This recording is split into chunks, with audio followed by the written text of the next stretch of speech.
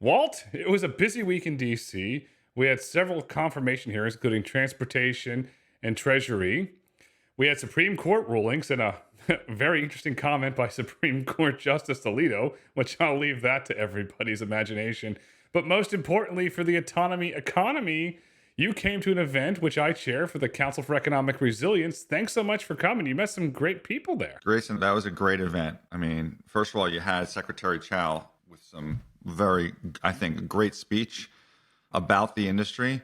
But more importantly, you had representatives there, from effectively every major U.S. company that's involved in autonomy, whether it's cars or trucks. So, everyone wants to lift this boat. And that I think is what's key. I think a lot of times you read about certain companies want to take down others, or this is safe or not. The common theme here is a group of people that just want to elevate this in our country and try and find the best way forward that's safe, but also remove some of the barriers. So it was certainly very impressive. I had some great conversations, especially with former Attorney General Jeff Rosen was there.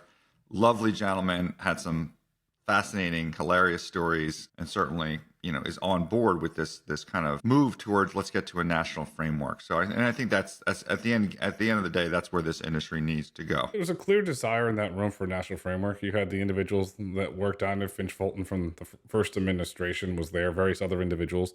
And there was a clear desire in this industry to move forward with a national autonomous vehicle framework. And the individuals that are going to work on it were in that room. And we look forward to hosting another event again in the early spring, perhaps April or May. And I just want to say a huge thank you to Ariel Wolf at Venable for allowing us to use the space, and to Sean Rushton at Shadowland Communications. Sean, you're the best PR for this event, sir.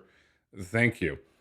When we look at this event coming out of here and all the buzz that's coming out of here, there was a lot of conversations around Congressman Duffy, who went through his transportation hearing. And I want to highlight something that Congressman Duffy said this week during his confirmation hearing. And this is unquote. To quote Congressman Duffy, "We need clear rules that allow innovators to stay in America and develop products that are going to advance autonomous vehicles. Without clear rules, or with a patchwork of rules state by state, I think we put ourselves behind those countries that allow for innovators to expand and grow. If I am confirmed, I want to work on rules to make sure there is clarity for innovators," end quote. Congressman Duffy, he said it. That was in response to a question by Senator Blackburn, and I've spent time with Senator Blackburn over the years, and she's very pro-autonomy, but that is a very bold, positive statement for what we've been talking here of getting towards a national framework. I mean, it's very encouraging to hear, as the market I'm focused on, in part because I live there, New York, but also because I've predicted it over at Lightshed on the Lightshed predictions for the year, which is getting Waymo into New York. And the challenges that you have on the local level are certainly restrictive to effectively job creation. And, on a larger scale, where we had the race to 5G, where we're trying to, as a country, support companies that, other than China, to win in 5G, we have U.S. companies be the technology provider, be the hardware provider in some cases, and not have to import Chinese hardware or software where there's obviously risk of spying, especially in this case where you literally have cameras. I mean, literally cameras. So obviously very, very encouraging, and I think an important element to this. And I think investors acknowledge that. The other thing I would say, Grayson, is, while I had a great time at your event, I did spend some time also, walking around the swamp, meeting with people within the broader issues that I cover in terms of space, wireless, things like that. And I guess my broader takeaway is just, it's very different than 8 years ago when Trump was first coming in that, there is a large group of people that are much more prepared and ready to go. I think a lot of times when new administrations come in, there's a lot of debate among investors and like, what are the high priority issues? Assuming that lower priority issues are not going to take place until 6-9 months down the road. I mean, you saw with how long it took Biden in this case to fill an FCC seat. And I was told, well, there's no real high priority issues there, and net neutrality wasn't. So in this case, everything is a priority, and you have people ready to go and hit the ground running on day one. So it's an administration, to me, that seems like, they can, what it's saying that I've always said oftentimes, they can walk and chew gum at the same time. So I don't think we necessarily have to say, is national framework, the highest priority. It is seemingly a priority for the administration, or just let's say, in getting autonomy going. And it doesn't have, other things don't have to happen first.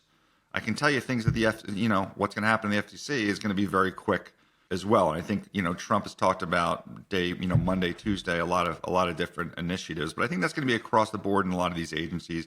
And we're obviously not going to have the same type of issues with nominations that we've had historically. So it's an exciting time. I would approximate the feeling, although it was extremely cold in DC, to be it's similar to the optimism that I sometimes feel when you go to Silicon Valley back when, new technologies are forming and there's just a lot of belief that, things can move forward. The optimism is real.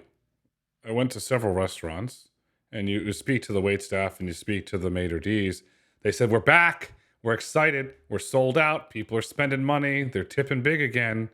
They're excited. I went and met with several hotels when I was there because I have a knack for hospitality, and you cover telecom. I have a fascination with hospitality. And I met with hospitality executives, and they're saying the room rates are going up. The bookings are going up. There's just a general excitement throughout DC, because if you look at it through the lens of the mainstream media, it's doom and gloom. Oh, you wear a red hat in DC, you're going to get beat up. But if you wear this red hat in DC, you're going to get a high five from me. Make autonomy great. Oh, God, here we go with the hat again. Can we get through one episode without seeing that? You must have a lot of inventory you have to move on selling those hats. Yeah, dude, I mean, obviously, I agree that the optimism level there is also interesting that there's an opportunity, clearly, people will call it the swamp, but investments to be made by companies to further their causes.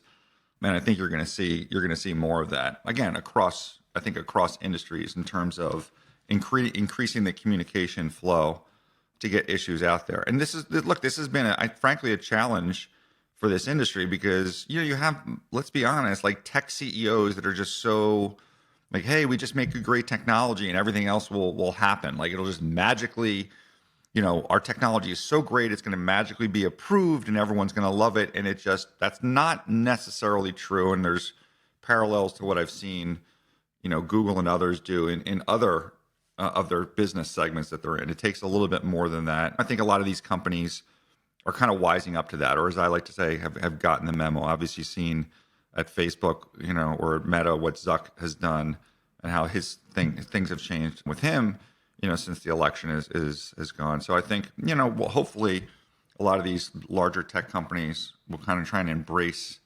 communication, get out there, push their cause, because I think it's obviously going to be very beneficial to them. It was interesting, too, when I was walking around D.C., saw signs on the side of buildings, all crypto. The amount of crypto signs and advertisements I saw was pretty astonishing. Does crypto become the new model for tech going to DC? Who knows, dude? I mean, if you're advertising crypto on the side of the road, I think I would be a little suspect about that.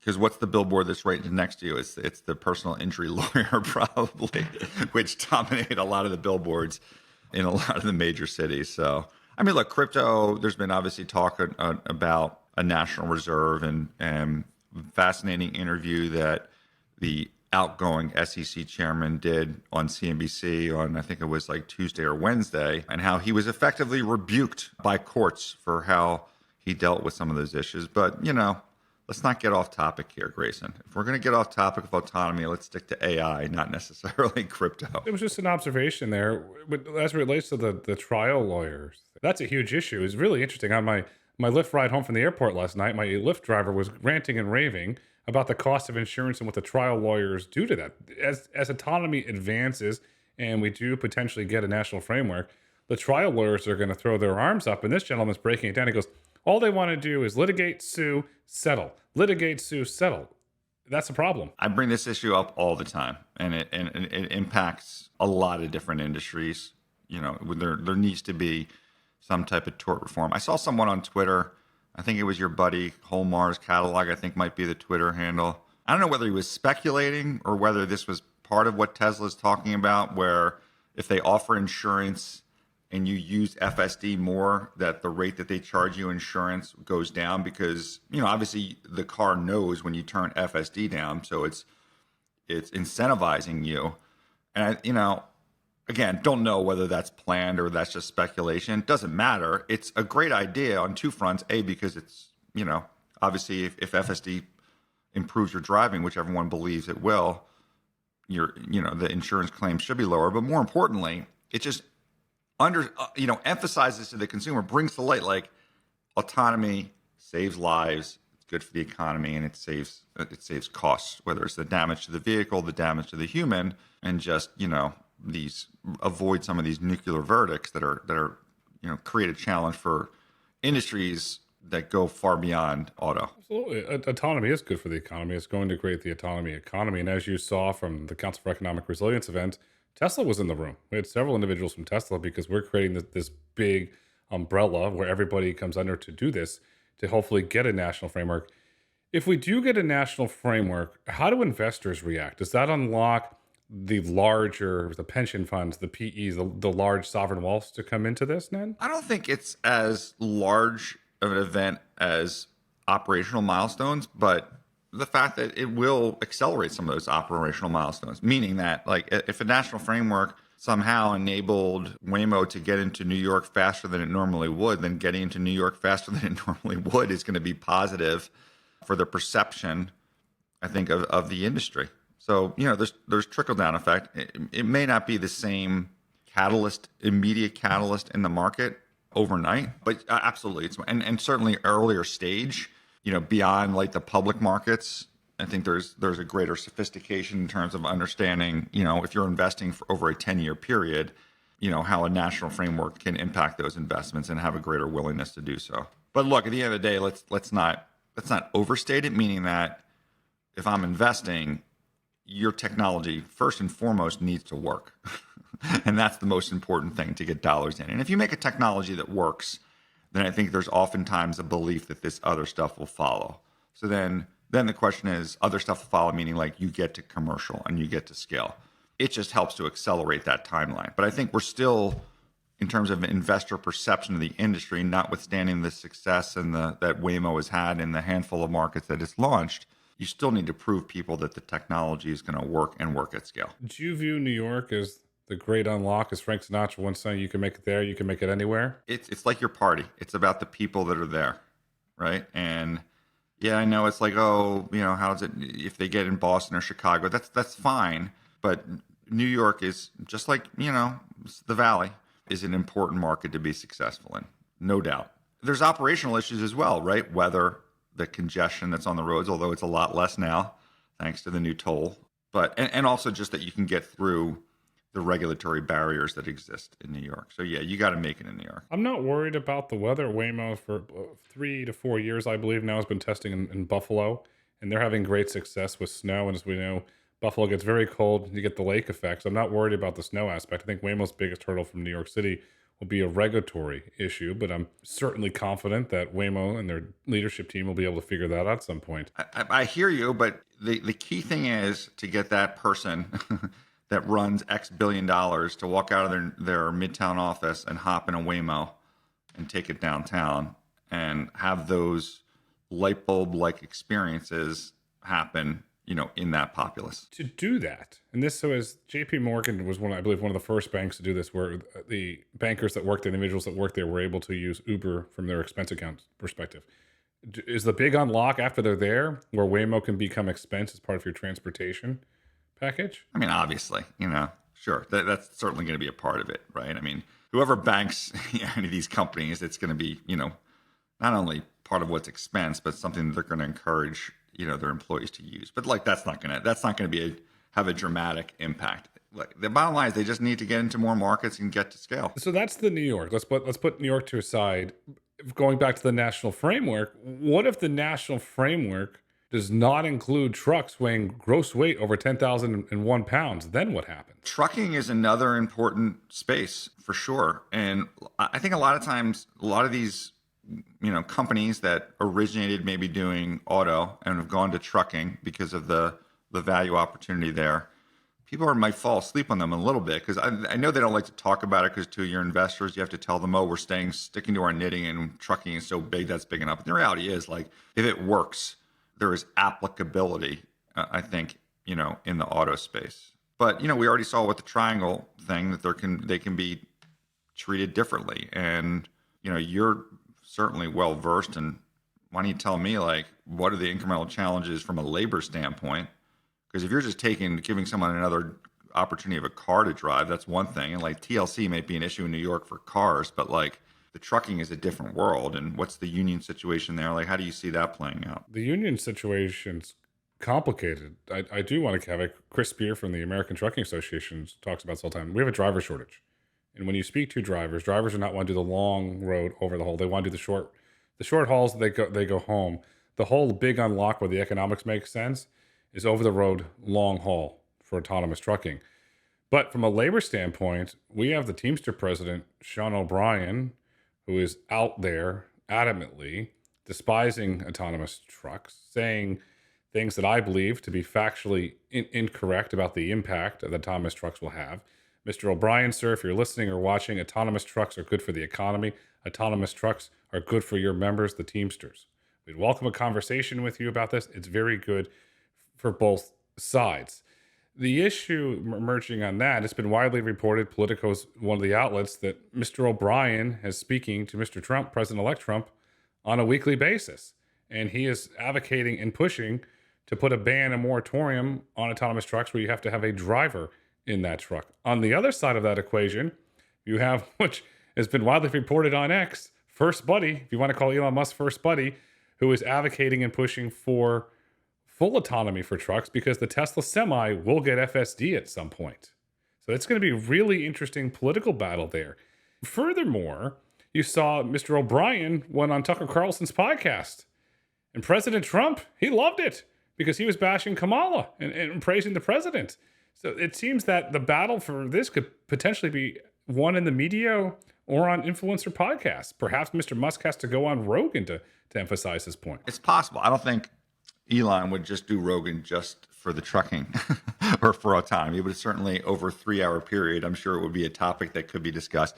And look, I think we should encourage any interested party, whether it's Teamsters or otherwise, to have their say and have open dialogue, as long as it's not like, just kind of a one-way viewpoint.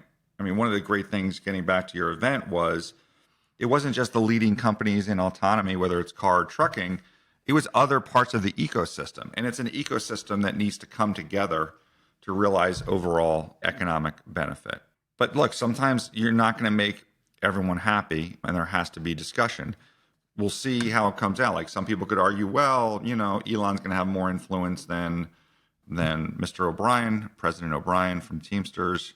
Maybe he won't. I don't know. Like, I think from everything I've read, President Trump will debate and listen to hear from different people and effectively make the decision himself. So I think it's always important to continue to have that open dialogue. And maybe this should be a signal to the industry that they need probably to do more. Like, if what you're saying is true, Grace, and, O'Brien is in there, then, the question is, what is the industry doing to get in there as well to have their viewpoints heard? And then, what cross dialogues? Like, a lot of times CEOs want to have solutions. Maybe Trump is different and he doesn't want solutions because he wants to be the decider and like have people fight internally. But it would be good to have a solution that benefits all parties, where everyone's happy, but everyone's also not so happy about some aspect of it. That's called compromise. It's called bipartisanship. The other issue that has not been widely discussed, was discussed at the Council for Economic Resilience event, was the Vance issue. Senator J.D. Vance, soon to be Vice President J.D. Vance, is not a fan of automation and autonomy. We saw a comment from John Huston, who's the Lieutenant Governor of Ohio, who Governor was disappointed.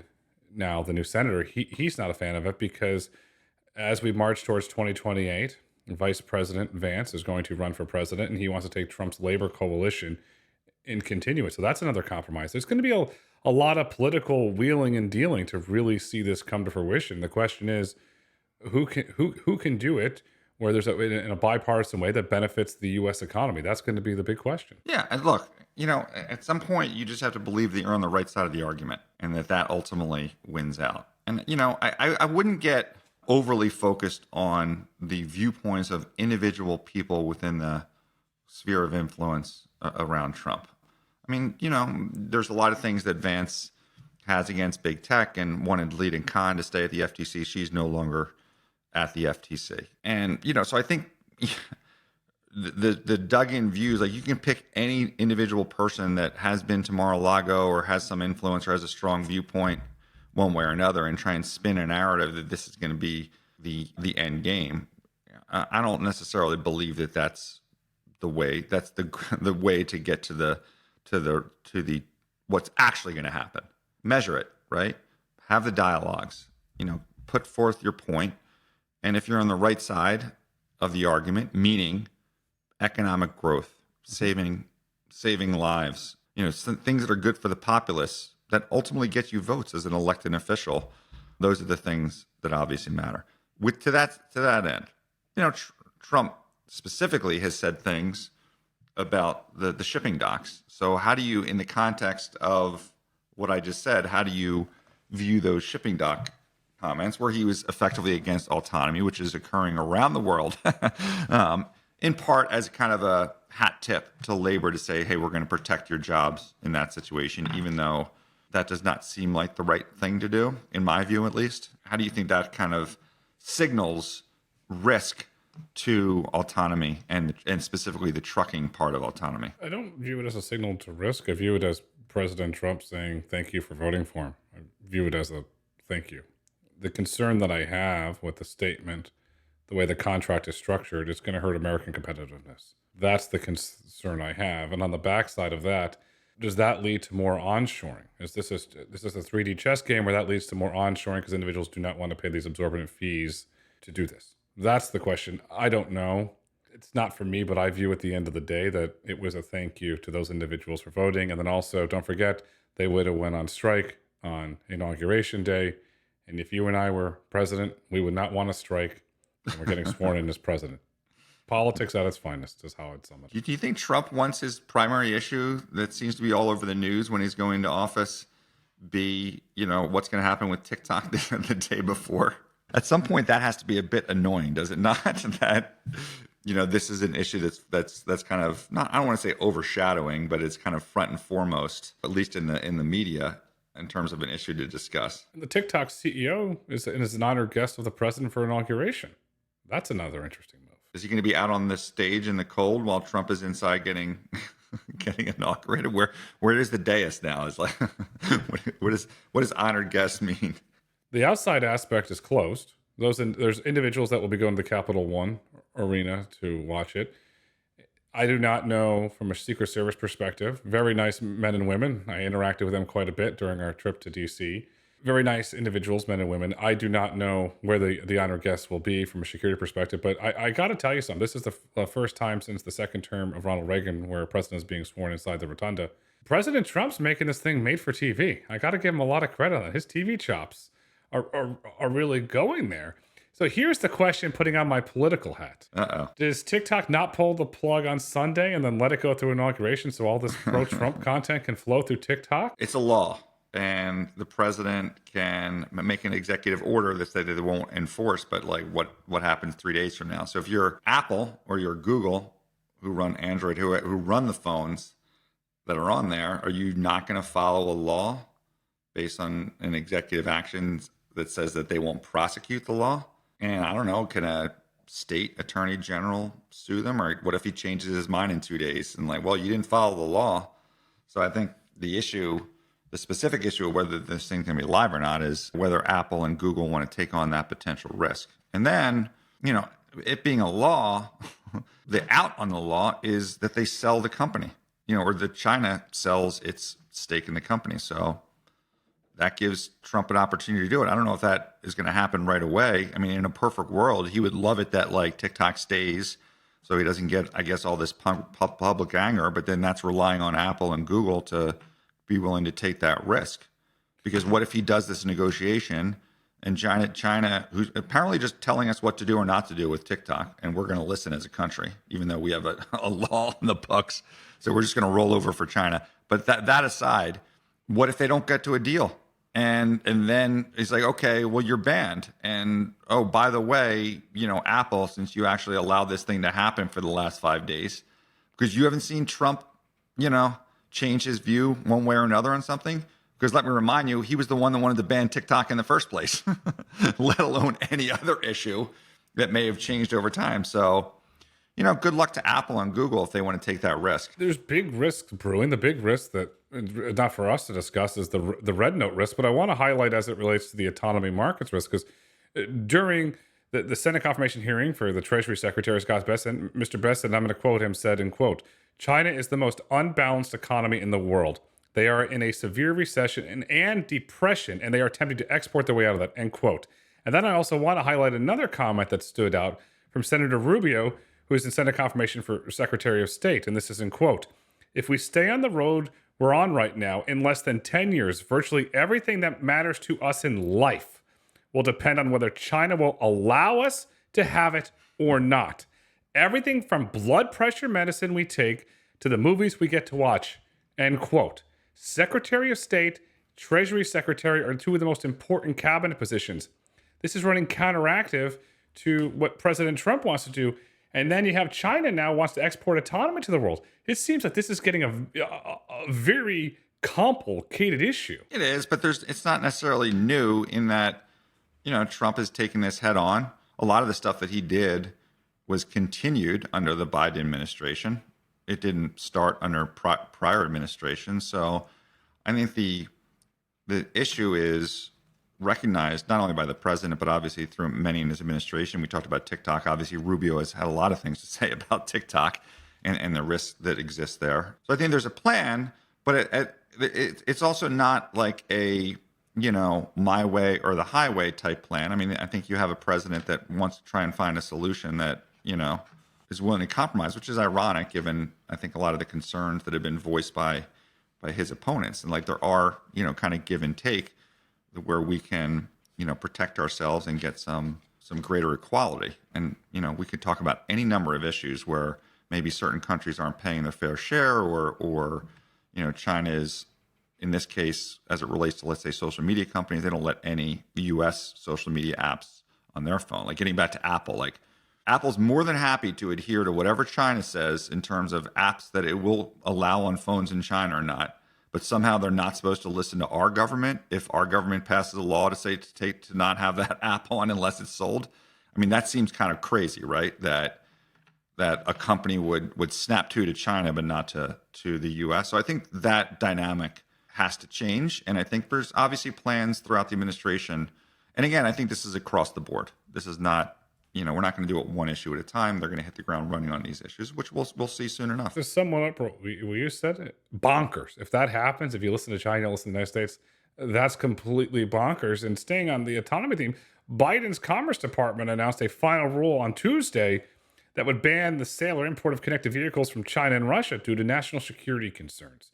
Furthermore, the rule stated that it would ban Chinese car companies from testing and operating, and that includes WeRide and Pony on U.S. roads. Now, does the president get involved in that? Does he act on that? And how does China react to that? There's any number of issues that we could go down, and this should be expected that this stuff is going to happen. I mean, I wouldn't even get to existing products that have components within them. For example, if you think about LiDAR, we have obviously the long distance LiDAR, but then there's these other LiDAR sensors that are prevalently used that are providing, effectively potentially information. And everyone's, a lot of times you'll get people like, oh, you guys are like tinfoil hat and work, but like I've seen this in telecom. I mean, look at Motorola Solutions. They had, I think, Hisense or whatever it was.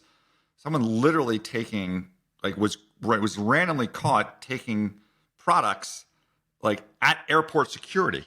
And, there was an admission of what was happening in telecom. Like there was stuff in the Huawei equipment that people were concerned about. And we've had a process historically in telecom to rip that infrastructure out, pay for it for these companies because of the risk that we have. So I think, it's not like there's not evidence for these things to be put in place. There's plenty, I think, of evidence, and we'll just have to see. But again, there's like horse trading where you don't want to completely sever relations. It's important, I think, to keep everyone in a global economy, and that keeps countries honest, but there has to be some, I think in this administration's view, some balance in between. And that will result in all of the things that you just talked about, which is creating risk to Chinese autonomous vehicles and technology and components being able to be used in this country. Which brings up, by the way, Zeekr, because I think in the case of Waymo using Zeekr cars, where I still think that that's a risk, this is something that you've been calling about since literally episode 1 of Autonomy Markets.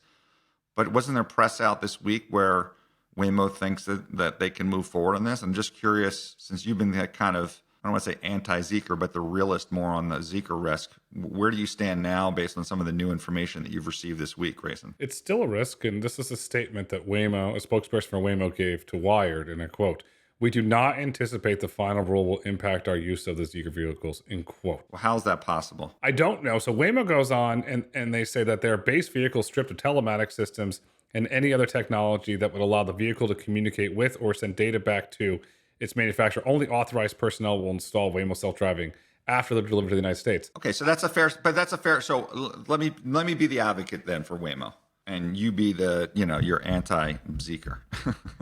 I'm just buying a dumb car and I'm putting all American, and like Waymo of all people can be like, look, I developed all of my own LiDAR. I've developed everything I'm Google. I'm a US company. I developed it. I'm just strapping this stuff on a Chinese vehicle, notwithstanding all of the we want to help EV companies here, right? That being a different topic. Like, we're not like the X number of cars that we're going to put on the road, and this is only going to be a fragment of it. That's not going to change the dynamic of EV companies being successful. Why is that a risk, Grayson? Why? It's an unforced error. Let's say it's legal. They can operate it. I'm not going to give a legal opinion. Mr. Rosen could, who came to our event. He can give an opinion on that. I am not going to give a legal opinion on that. It's an unforced error, point blank. It's a public perception nightmare. It gives political fodder to your enemies to attack you. Waymo, up to that point, was running a flawless operation with an unforced error on this. It's going to give political ammo. It's going to give fodder. And if I was going to run a political pack to attack Waymo, which I'm not, I would just say Waymo Google supports China. Ride in a Waymo, ride in a China vehicle. And then you're going to have an outcry, because don't forget, let's play politics here. The MAGA base, for a majority of the MAGA base, and there is public data from multiple outlets, including Gallup, that says that the MAGA base is not fans of China. And when that MAGA base gets going, President Trump listens. You get a MAGA person to go on Fox and Friends and rant and rave about Google, this big evil tech monopoly, is putting Chinese autonomous vehicles on our roads. You've got a political headache. So I don't disagree with any of that in terms of why create a problem when you didn't necessarily have to have a problem. However, the argument is a valid one in that the technology is just getting bolted on a car. And maybe going back to the last episode, when I saw this thing and I saw how these sensors were so bulky on the outside, maybe that was to basically emphasize the point that no, there's the Zeekr, which is the dumb, cheap, whatever box. And then there's the technology, which is these external things that are bolted on. But I hear you. Some people don't want to look at, nuance, reality. And it's just okay, but it's a Chinese vehicle. There must be some connection into the technology, and that's a risk. So why bother it? Why bother doing that? I really hope Waymo brings more OEM partners online, and over time dilutes the Zeekr presence, if indeed they are going to keep the Zeekr in the fleet. That's what I hope for. They announced Hyundai, but that's integrated in a couple of years. Maybe they need to announce something else where they're just basically bolting on the stuff and just to get product out in the market. So you want to get product in the market? Let's look at economic data. Germany, the German auto business is in free fall. Does Waymo try and bail out the German auto business by buying a bunch of vehicles that they're not selling? Perhaps they get them on the cheap, so there's an economic advantage there. And geopolitics with German vehicles are fully clear. Yeah, it's possible if you do a 3-way, 4-way deal that you can provide incentives for this company to say, okay, we'll let you do this if you buy these cars. And that's good trade, I think, to do something like that. The other thing I would just say about Waymo is we get these videos where they're backed up and putting on this technology on the Jags that they've ordered. So do they even really need Zeekr at this point, like it feels like the implementation of just putting the technology onto the cars in the first place has kept them busy enough. I mean, I think it would be great for them to kind of come out and be like, why is Zeekr so? I guess the more I talk through it, it gets to your point, like why create this noise in the market? You know, because Google, at the end of the day, by the way, everyone knows it's Google, and notwithstanding everything I said before about Vance and like, okay, he can say one thing, but the administration can do another. Look, there is across the board in the administration, like issues that they're going to have with big tech that I think you're going to again see in week one of this administration. So Google is not exactly on the Mr. Friendly list of the administration. Friendly's back in the day had good ice cream. So you brought Mr. Friendly. Friendly's had good ice cream back in the day. And I spent some time talking to Mr. Navarro. He's a China hawk. And the other day, there's a lot of China hawks in this cabinet. And then I go back to the Unforced era. And I hope, as I said earlier, that Waymo dilutes it. When you look at the Chinese autonomous vehicle industry, Pony.ai seems to be growing leaps and bounds. And I say that because we do not have any data that we can verify this. They published out this week that they went driver out on the Beijing highway. The important part of that is this is all with the blessing of the CCP. All signs point to Pony.ai becoming the favored AV company that China's going to look to export. If that indeed becomes true, they're trading an ADR here. Could they look to move that listing to Hong Kong for political pressure in China? Have we ever seen anything like that in history? Maybe, but like if you want to be taken seriously, you list in the U.S. Period. End of story. But secondly, I'm all for the, hey, you know, in order to get the government and the populace behind it, it's the kind of, like I said, we had the race to 5G, and now we're going to have the race to autonomy. We need to brand that here on Road to Autonomy. Hashtag race to autonomy. Everyone needs to start using that in the industry. I get that. However, look, there was another video that I saw posted this week of someone doing test drives of, I think it was Baidu, whatever their carrot cars is called. It wasn't good. It just wasn't good. So look, maybe the motivation is, well, U.S. is actually ahead. Waymo is one of the leading autonomous vehicles. But in order for it to stay ahead, we need competition. We need more companies out there, partnerships, enablements of OEMs. Because, and by the way, and I've done work on some of these companies that have come public, you know, like WeRide. And we've talked about that in prior episodes, how limited their service is and perhaps how many safety drivers exist. Safety drivers meaning like the remote drivers. Like, I don't know how often you're actually autonomous or not. But in the video that I saw with you know, in China, there was actually literally a safety driver there. There was a disengagement within 30 miles, and the ride itself was like terrible, even in comparison to what I think I would experience it with my Tesla, which hasn't even gotten FSD 13. So we have the opportunity as a country to lead and have all these companies in our country. We just still shouldn't be hampered by regulations. It's American ingenuity. America started this, funded it. The military funded it through DARPA to the grand challenges. As we start to, let's fast forward down the line.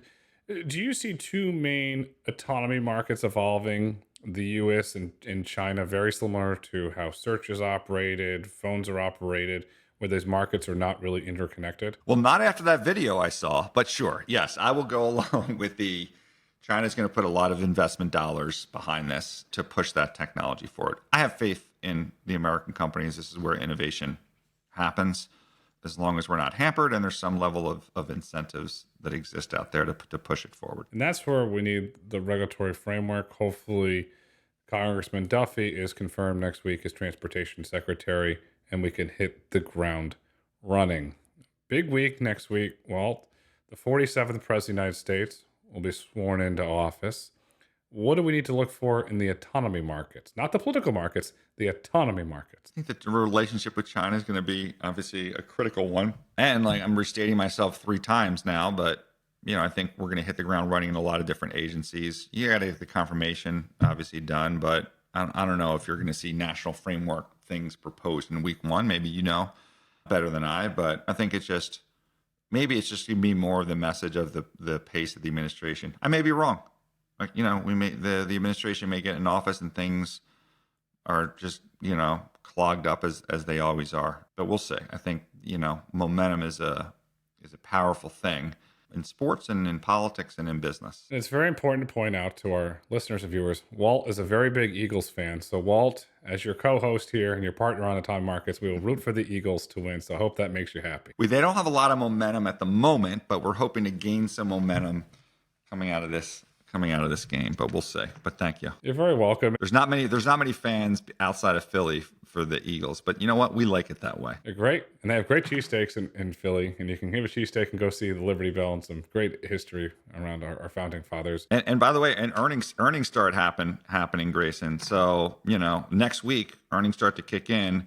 So aside from companies talking about stuff, you're going to get earnings previews by sell-side analysts. And as we've talked about, autonomy has bubbled up. This is this is the whole reason Autonomy Markets exist and why this is episode 20. And I can't wait till we hit 50, 100, 200 every Saturday, although this week is Sunday. You're going to see earnings previews where people are going to talk about autonomy for a lot more companies. This is 2025 is definitely the year. And I can just tell you, it's the conversation flow within the largest investors that are out there has increased markedly over the past 6 to 9 months. To the listeners and viewers, thanks for the feedback. Keep it coming. Next week's episode, we're going to get more into your feedback. We're going to share it, and we're going to continue to highlight the policy aspects. So this is going to be a very big part of where we're going with autonomy markets. When the market meets the policy, great things happening. We are on the verge of entering the golden age of autonomy. The future is bright. The future is autonomous. The future is a great autonomous vehicle policy that includes trucks weighing over 10,001 pounds. Walt, until next week.